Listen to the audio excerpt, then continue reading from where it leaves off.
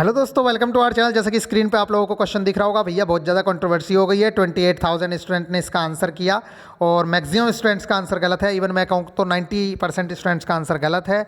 अब गलत क्यों है? इतने सिंपल क्वेश्चंस के आंसर भी गलत हो जाते हैं, जिसकी वजह से 1.33 मार्क्स हम गंवा के आते हैं। किस चीज़ में? एग्जाम में जब आप जाओगे और ये क्वेश्चन ही गलत कर दोगे, बच्चों को लगता है कि रीजनिंग तो खेल है, और उसमें भी एनालॉजी एंड सिमिलैरिटी वाला जो चैप्टर है, कोचिंग इंस्टीट्यूट हो या कोई भी हो, इसे खेल समझते हैं और बस थोड़ा सा समझा के और कहते हैं इसके तो क्वेश्चन लगा लेना, बस हो गया। जबकि इस चैप्टर की मैं आप लोगों को बताऊं, रीजनिंग में सबसे इंपॉर्टेंट चैप्टर यही होता है, क्योंकि इसके थ्रू हमारी जीके भी कंप्लीट होती है, इसके थ्रू हमारी बहुत सारी चीज़ें तैयार होती हैं। इसलिए हमारे चैनल पे इसकी 2 दिन तो सिर्फ थ्योरी चलती है, उसके बाद हम लोग 2 दिन क्वेश्चन करते हैं और बहुत ज़्यादा इंपॉर्टेंट ये क्वेश्चन है।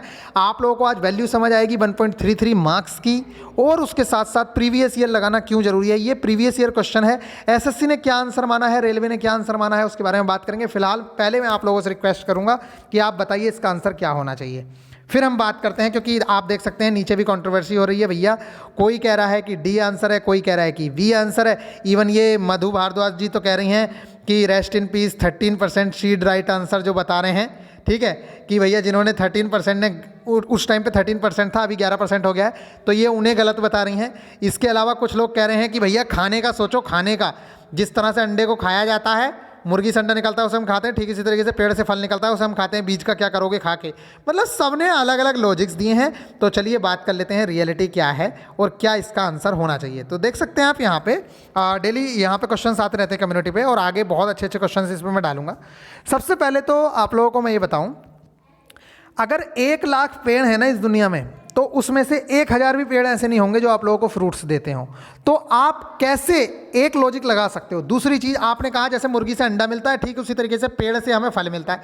अगर पेड़ से फल मिलता है तो भैया पेड़ से बीज भी तो मिलता है, पेड़ से छाल भी तो मिलती है, पेड़ से पत्ता भी तो मिलता है। तो ये लॉजिक काम का नहीं है। यहाँ पे आप ये वाला लॉजिक नहीं लगा सकते कि मुर्गी से हमें अंडा मिलता है, इसी तरीके से हमें पेड़ से हमें फल मिलता है। तो मैक्सिमम स्टूडेंट्स का आंसर देखो क्या लगा रखा है। इसका जो आंसर है राइट, वो है बीज। अब क्यों है बीज वो बताते हैं। और देखो 86% स्टूडेंट ने क्या आंसर लगा रखा है, लगा रखा है फल आंसर, और इसी वजह से आप लोगों का 1.33 निकल जाएगा और कुछ नहीं कर पाओगे।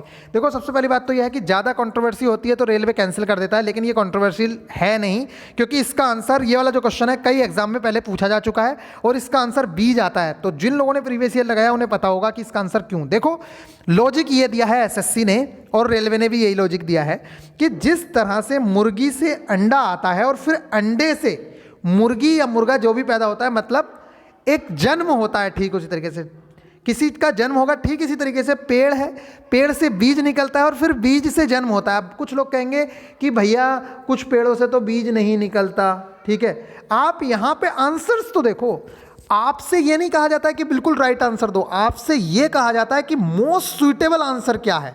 तो यहाँ पे आप देखो, छाल तो आंसर आप कर नहीं सकते, पत्ता आप आंसर कर नहीं सकते, फल इसलिए गलत हो गया क्योंकि हमारे 1 लाख में से 1000 भी पेड़ ऐसे नहीं है जो फल दे दें। वहाँ फलदार वृक्ष होता तब आप फल कर सकते थे, 100% वही आंसर हो जाता। लेकिन वहाँ पे सिर्फ पेड़ लिखा हुआ है, तो आप लोगों को वहाँ बीज ही करना पड़ेगा। और लॉजिक यहाँ पे ये दिया है इन लोगों ने कि जिस तरह से मुर्गी से अंडा और फिर अंडे से मुर्गी या मुर्गा बनता है, सेम पेड़ से बीज और फिर बीज अंकुरित होकर पेड़ बनता है। ये उन लोगों का लॉजिक है।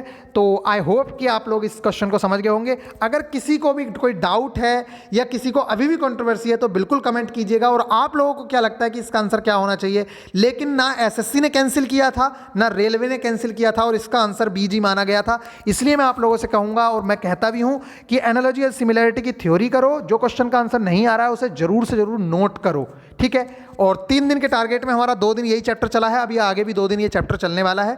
तो 60 डेज का फ्री क्रैश कोर्स चल रहा है रेलवे, एनटीपीसी और ग्रुप डी के लिए। बहुत अच्छे लेक्चर्स, बहुत अच्छा कंटेंट, सारा का सारा हम टेलीग्राम पे प्रोवाइड करा रहे हैं। तो आई होप कि आप लोग उसका बेनिफिट ले रहे होंगे, और अगर नहीं ले रहे हैं तो जरूर से जरूर टेलीग्राम चैनल विजिट कीजिएगा। बीआईपी गुरुजी ऑफिशियल के नाम से टेलीग्राम चैनल है, नीचे लिंक दिया गया है। चलिए फिर मिलते हैं नेक्स्ट वीडियो में, तब तक के लिए बाय, ख्याल रखिएगा।